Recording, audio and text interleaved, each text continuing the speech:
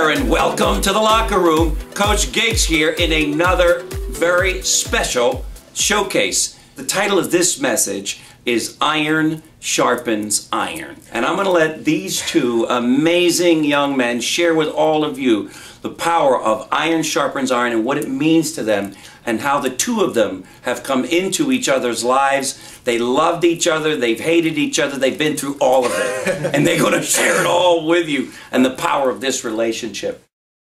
On the outside, we competed, but what people didn't know is behind closed doors, we had a duty to everyone else to work together. Look at that. Sure. So another, see, that's maturity right there. What you heard right there is that while you have an ego, we all have one, and ego is good if it's managed right. Ego to win.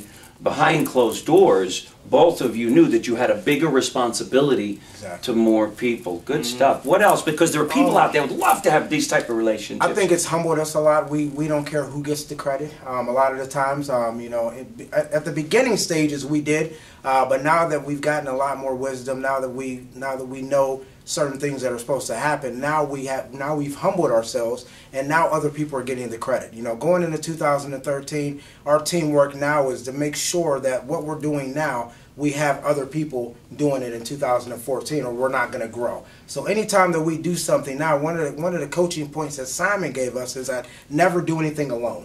You know, never go to lunch alone, never do any workshops alone, because you always need to teach people what you're doing.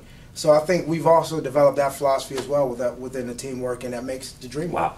Folks, for those of you who know these two, you know the powerhouses that they are. I know they're maybe not that comfortable hearing it, but it's true. They are. They are some of the top leaders in our company. I hope that you out there have the blessings that these two have to form relationships like this, because Jesus sent people out. Remember, he sent them out in pairs. Right. He never sent people out to preach the gospel alone, because he knew that there would be a lot of negativity, a lot of people would resist them, they would have failures, disappointments, and he knew that by sending them out in pairs that they could hold each other up and they could be there for one another. You know, earlier you were talking about loyalty, and I know that there's deep loyalty here, right? I mean, these are important qualities that you guys have. That's probably one of the biggest things that we share in common, is our loyalty, obviously, to Simon.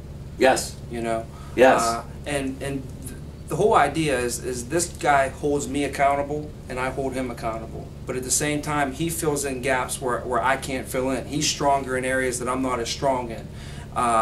You know, and at the end of the day, that's where we say you want to compete to complete. So we competed, and now we complete. Wow. Wow. And I'll tell you what, our agency was growing, our organization was growing, but you can tell at one point there was a huge surge in our growth. And that was the point when me and him start working together instead of as individuals. You know what? I think I remember that period. I feel it too, because I've been with you guys long enough. Wow. Before we close out this locker room, guys, anything that when it's over you say, damn it, I wish I said this in the locker room. Anything.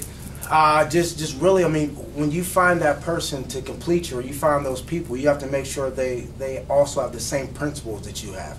They have the positive thinking, because they can be bringing you down, and you might not even know it. They could be your parents, they could be your guidance counselor, they could be anybody, but if they don't feel those same principles that you have, and they're not willing to change or adapt to that, then a lot of times that person isn't the right person for you to have in your teamwork, because they're not going to make your dream work. Very wise, Justin. Very wise. Tommy, before we wrap up, come on. Anything else? If you really want to have success in your organization, and let's say in your office there's 5 other teams, okay? You really want those 5 other teams to be very successful, because it's just like if you were hanging out with 5 other people all the time. Whether you like to hang out with them or not, you're in the office with those 5 teams every single day. So those other 5 teams that aren't your team, you really want them to be successful, because the more successful they are, they're going to lift your team up. But why would you want the other 5 teams to be unsuccessful? That means those 5 teams will pull you down. Will pull you down, right? Like what he was saying earlier. Because you're always going to be in constant contact with them. So if they're doing things that aren't good, it's going to bring you down, and you're not even going to know it. So I needed his team. I needed his team to be successful.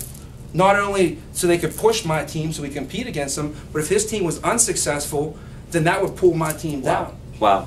You guys out there, you just got the quintessential lesson on how to build and grow an organization so that these individuals all are excited, happy, and prosper. Because that's what's going on inside this organization right here. It's special. Thanks, guys, for being in the locker room. Let's rock and roll. Let's keep it going. And by the way, when other people form... Oh, I love the love in this locker room. When other people begin to form this type of relationship and grow each other, what kind of life do they live, guys? Tell them. You live in your very best life every day. Rock and roll. If you know someone you feel has a special story to tell or life to share, please email Eric directly and he will reach out to you and or this individual, even if you think this person is you. And by the way, if you've enjoyed and feel the Daily Locker Room has served as an inspiration in your life, why not share it with a friend by sending them the daily message?